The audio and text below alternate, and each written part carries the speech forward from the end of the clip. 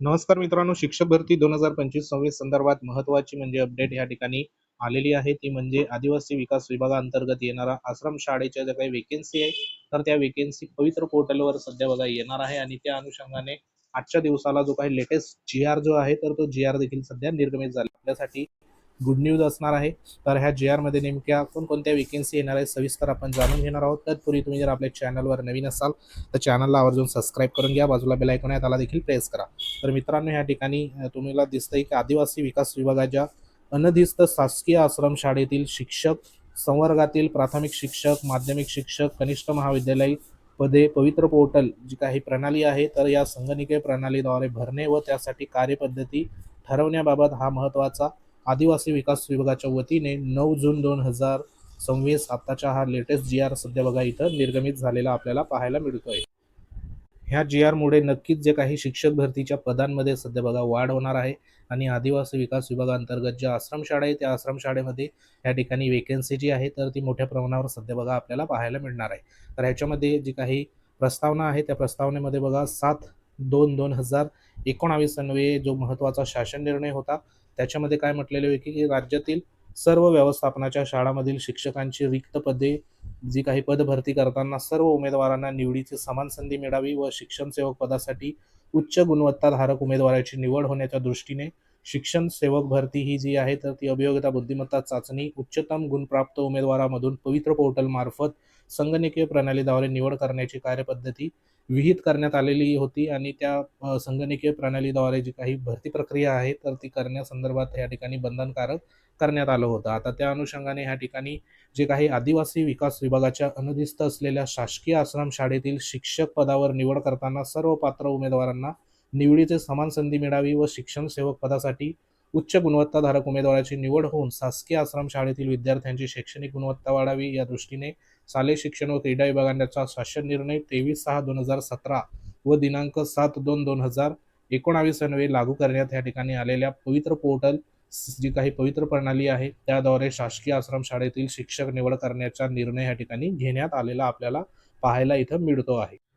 त्यासाठी बघा महत्त्वाचा या ठिकाणी जो काही शासन निर्णय आहे तर तो सध्या इथं झालेला आहे. ह्याच्यामध्ये जी काही पदभरती होणार आहे त्या पदभरती संदर्भात नेमकं कशा पद्धतीने ह्या ठिकाणी कार्यवाही होईल त्या अनुषंगाने ह्या जी-आरमध्ये संपूर्ण इथं माहिती देण्यात आली. त्याच्यामध्ये सविस्तर म्हणजे इथं बघा शिक्षक संवर्गातील पदभरती कार्यपद्धती देण्यात आली.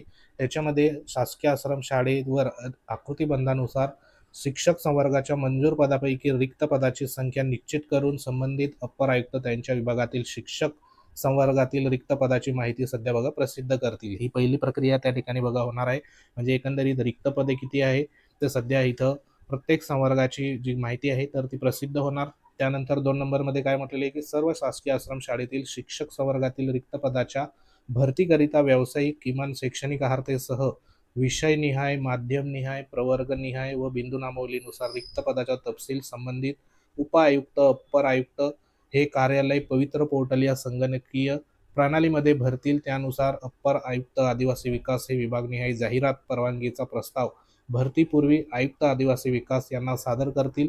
अप्पर आदिवासी विकास विभागाच्या या ठिकाणी कारवाईच्या कार्यपद्धतीचे वेळापत्रक वेळोवेळी निश्चित करण्यात येईल आणि बिंदू नामावली ही प्रचलित कार्यपद्धतीनुसार तपासणे आवश्यक त्या ठिकाणी असणार आहे. म्हणजे संपूर्ण जे काही शासकीय आश्रम शाळेतील शिक्षक संवर्गातील रिक्त पदे जे आहे तर ते विषयनिहाय, त्यानंतर किमान शैक्षणिक अर्हतेसह विषयनिहाय, त्यानंतर माध्यमनिहाय, प्रवर्गनिहाय आणि बिंदू नामावलीनुसार रिक्त पदाचा तपशील ह्या ठिकाणी बघा प्राप्त करून संपूर्ण जी काही प्रक्रिया आहे तर ती प्रक्रिया पवित्र प्रणाली जी काही संगणकीय प्रणालीमध्ये आहे तर त्याच्यामध्ये सध्या बघा भरली जाणार आहे आणि त्यानुसार पुढे जे आहे अप्पर आयुक्त आदिवासी विकास विभाग हे विभागनिहाय जाहिरात जी काही परवानगीचा प्रस्ताव या ठिकाणी भरतीपूर्व आयुक्त आदिवासी विकास विभाग यांना सादर करतील. म्हणजे एकंदरीत जी काही भरती प्रक्रिया आहे तर ती भरती प्रक्रिया या ठिकाणी फास्ट पद्धतीने सध्या बघा आपल्याला पाहायला इथं मिळणार आहे. एकंदरीत संपूर्ण जी काही पदं आहे पहिलीपासून तर जवळपास ज्या ज्या आश्रमशाळा 12वी पर्यंत सुद्धा आपल्याला पाहायला मिळत आहे.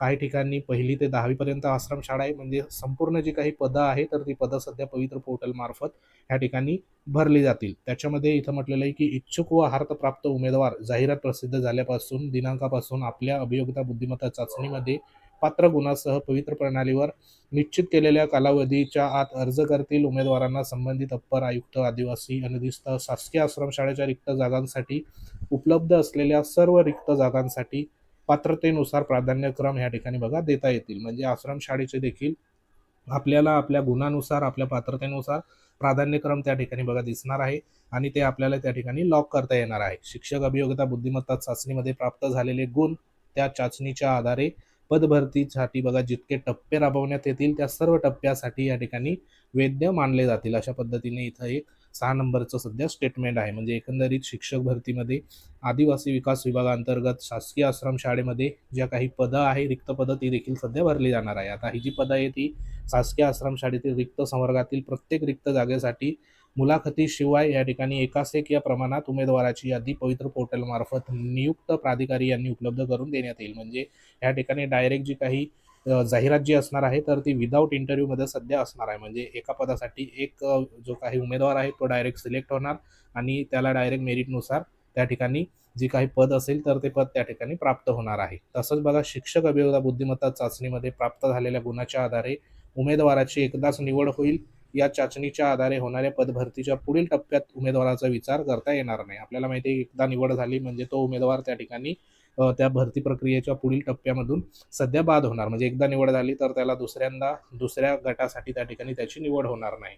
म्हणजे या ठिकाणी एक पद एक बिंदू जे आहे तर ते सध्या बघा या ठिकाणी JR असल्यामुळे तशा पद्धतीने त्याची निवड होणार आहे. तसंच या ठिकाणी उमेदवार अन्य पदावर जर नियुक्त पाहिजे असल्यास त्याला पुढील शिक्षक अभियोग्यता बुद्धिमत्ता चाचणीमध्ये प्रविष्ट होऊन निवड प्रक्रियेत सहभागी व्हावे लागेल.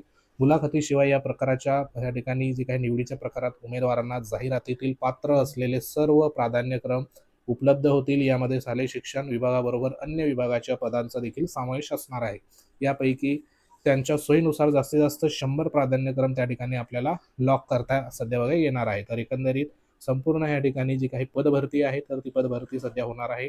त्याच्यासाठी महत्त्वाचं या ठिकाणी पदभरती संदर्भात आदिवासी विकास विभागाच्या ज्या रिक्त पदं आहेत त्या संदर्भात इथं जे काही कमिटी देखील बनवण्यात आलेली आहे आणि हा एक महत्त्वाचा जो शासन निर्णय आहे तर तो शासन निर्णय सध्या बघा इथं सध्या या ठिकाणी निर्गमित झालेला आपल्याला पाहायला मिळतोय. तर हा शासन निर्णय आपल्या टेलिग्राम चॅनलवर देखील अवेलेबल होईल.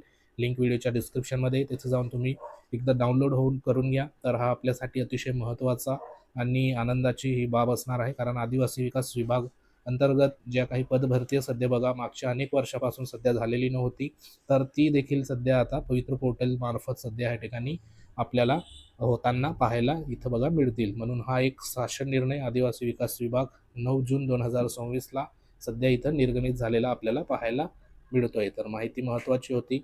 आवडली असेल व्हिडिओ लाईक करा, शेअर करा. तुम्ही जर आपल्या चॅनलवर नवीन असाल तर चॅनलला आवर्जून सबस्क्राईब करून घ्या. बाजूला बेल आयकॉन आहे त्याला देखील प्रेस करा. तर भेटू आपण नेक्स्ट अपडेटमध्ये. तोपर्यंत जय हिंद, वंदे मातरम.